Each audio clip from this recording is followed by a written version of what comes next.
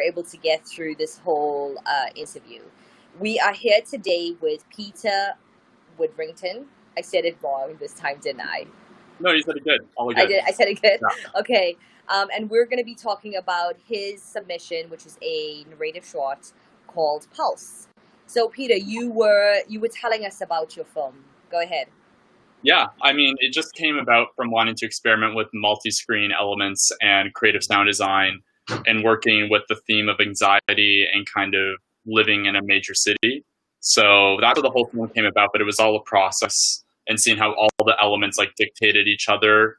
So the sound design, I wanted to dictate the edit and vice versa, and kind of just have a general narrative that created a film with like a beginning, middle, and end, but it was more about experimenting with these visual elements. So, and then, yeah, that's how the film came about. Okay. Were there many challenges for you while you were creating the short? Yeah, I mean, I think it's been a while now because I shot this like basically 2 years ago. So it's a little hard to remember now, but I remember a big challenge being just like making the whole multi-screen thing work well, in a way that didn't feel like cliche or not beneficial to the narrative. I remember a few challenges like when we were shooting because we shot it kind of in the winter and it was just freezing, like so cold outside. So there's a lot of like outdoor elements where we're like downtown where there's like a blizzard going on, and I think I actually kind of destroyed my camera after that second shooting. Yeah, so I think it suffered a lot of water damage, and now it doesn't work as well. So yeah, those are a few of the challenges that I can think of off the top of my head. Yeah, that's sort of it. I think all in all, it turned out pretty much as expected, which was nice. I don't think it's happened since. So.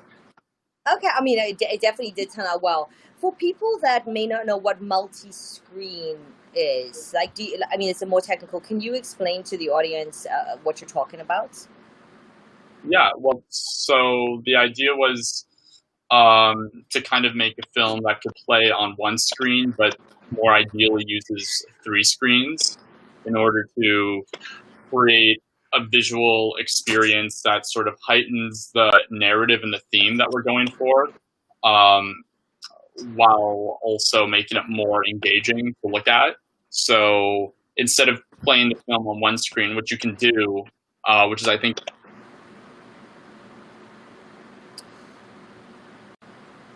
I'm sorry, we seem to have lost him again. Let's see if we can get him back. We're going to give it a few seconds. And if we can't, we are going to do this on a different day. And hopefully everything's going to work as planned. But we're just going to give it one more minute.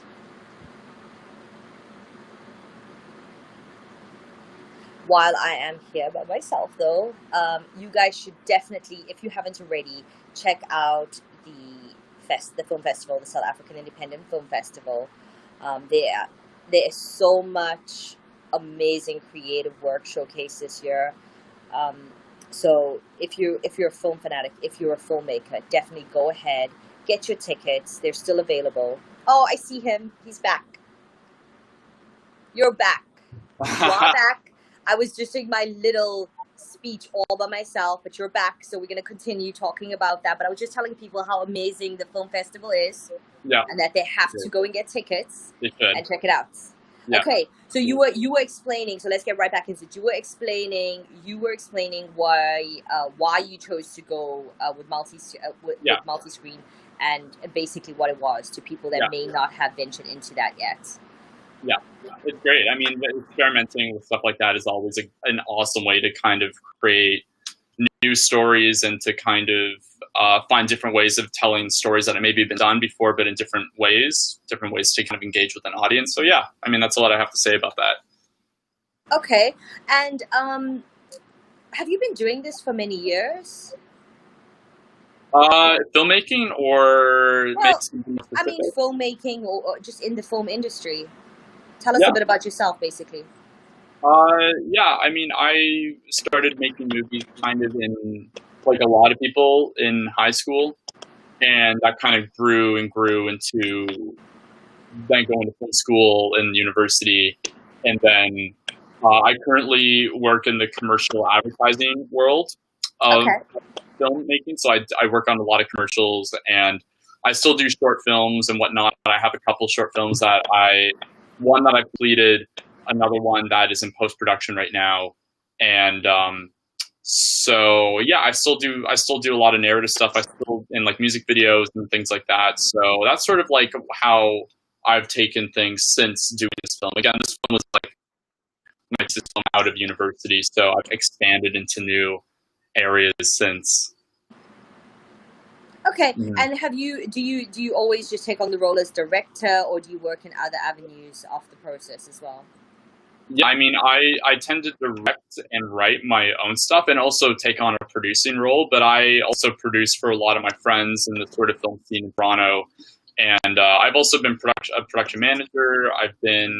That's probably it. I'd say like I direct and produce, and I also sometimes PM. I used to assistant direct a lot. Don't do that anymore.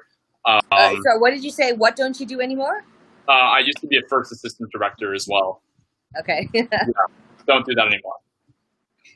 I I can see that probably that probably wasn't something you ever wanted to do.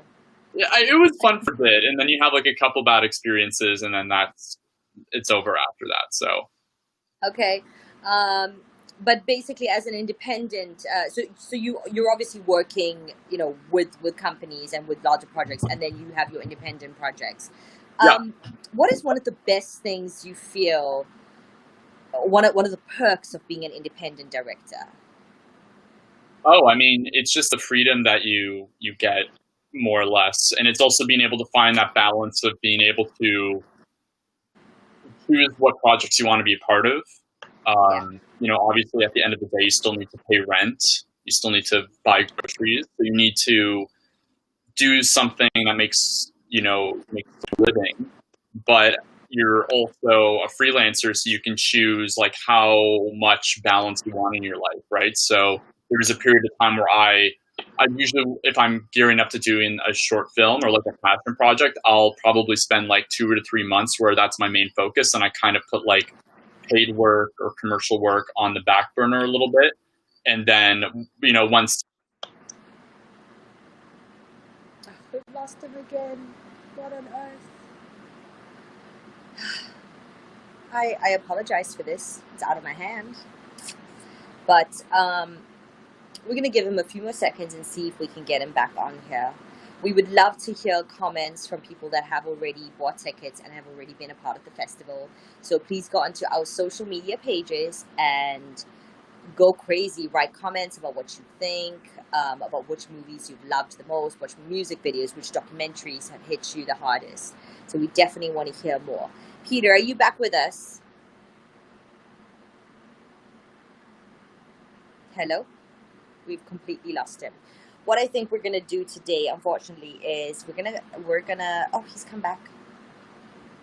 Definitely my internet connection, though. This is definitely I. living in a cottage moment right now. It's okay. You're giving me time to do the typical sales pitch, like go and buy tickets to our festival.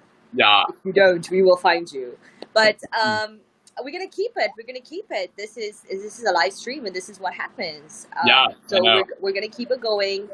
You've given us some great information about the industry already, and just it was obviously great hearing about your film Pulse.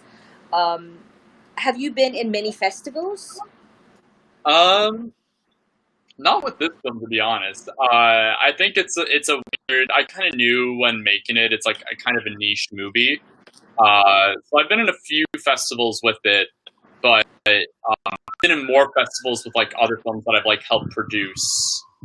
Um, so far, nothing I've personally directed, especially like this film, has played at like many festivals. But like I said, I have a couple films that I just sort of like have under my belt right now. So I don't know if I want to do festival submissions for those. But yeah, that's sort of what's happened right now. Okay, and the last question for you: What do you what do you have to say about the South African Independent Film Festival? I think it's Have, great. I mean, I love support. Like I love festivals from different countries, and I love it when festivals are able to kind of take in a large range of work and showcase different types of work, because I find that so often festivals are kind of like gatekeepers, and you look at the bigger festivals that are only going to choose films that they feel like are going to give them like any sort of recognition of sorts. So and you know, that kind of, it's like a political thing, because I know festival runners that will only take in festivals done by filmmakers that they personally know, which is kind of an issue, because like you want to be trying to put out voices and showcase people that are doing interesting stuff that you actually resonate with. So I'm very impressed with festivals like South African Indie Film Fest and a few others that I know of that actually look at things that are a little bit maybe not what you would see at other film festivals, but still give them a platform to put out. So I think it's I great. mean, yeah, I think that's a very important part. I mean, what we wanted to do was we wanted to create a festival for independent filmmakers. And like you said, one of the biggest blessings or perks of being an independent filmmaker is that you get freedom in your creativity. Mm-hmm. You know, you get to do what you want. There's no rules. There's no restrictions. You get to show us what's in your head. You Mm-hmm. get to show us your vision, and that is something that we definitely want to and will continue to push forward. So on that note, thank you so much for being a part of our festival this year. Thank Everybody you. go and check out Peter's work, which is a short called Pulse. It's amazing. And yeah, thank you for your time for this interview. Mm-hmm. And thank you for your beautiful little shorts. Yeah, well, thank you. I really appreciate it. Yeah, absolutely. This has been a pleasure. So I'll talk to you later, I guess. Yes, talk to you later. Enjoy your day. Okay. Thank Okay, you. bye. Take care. Bye.